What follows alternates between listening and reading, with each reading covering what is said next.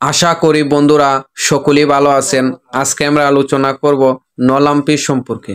নলাম্পি lumpy skin disease রোগের জন্য কতটুকু কাজ করে, বা এই রোগ ছাড়া গবাদি পশুর কোন কোন রোগের জন্য এই নলাম্পি ব্যবহার করতে পারবেন, কি পরিমাণে খাওয়াবেন, এই নিয়ে এখন আলোচনা করব। দেখেন, নলাম্পি এটি গবাদি প্রাণীর রোগ প্রতিরোধ ক্ষমতা বাড়ায়, পেট আবরণী ভাইরাসের সংখ্যা বৃদ্ধি নিয়ন্ত্রণে সহায়তা করে, অ্যান্টিঅক্সিডেন্ট হিসাবে কাজ করে।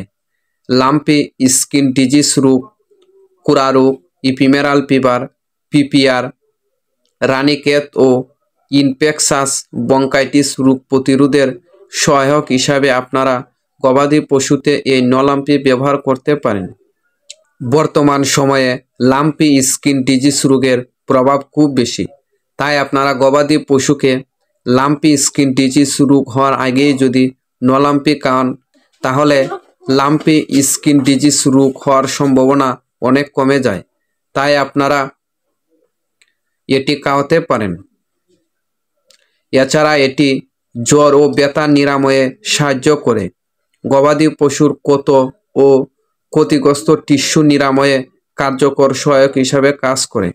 তাই আপনারা এই নলাম্পি এইসব রোগের ক্ষেত্রে ব্যবহার করতে পারেন, বা এইসব রোগ হওয়ার আগেই আপনারা এই নলাম্পি খাওয়াতে পারেন। তাহলে গবাদি পশুর রোগ প্রতিরোধ ক্ষমতা বেড়ে যায়। এখন আসি আপনারা এটি কি পরিমাণে খাওয়াবেন। প্রাপ্তবয়স্ক গরু ও মহিষের ক্ষেত্রে 15 থেকে 20 গ্রাম দিনে 2 বার পরপর 5 থেকে 7 দিন খাওয়াতে হবে। ছাগল ও ভেড়ার ক্ষেত্রে 5 থেকে 10 গ্রাম করে দিনে 2 বার পরপর 5 থেকে 7 দিন খাওয়াতে হবে। বাছুরের ক্ষেত্রে 10 গ্রাম করে দিনে 2 বার পরপর 5 থেকে 7 দিন খাওয়াতে হবে।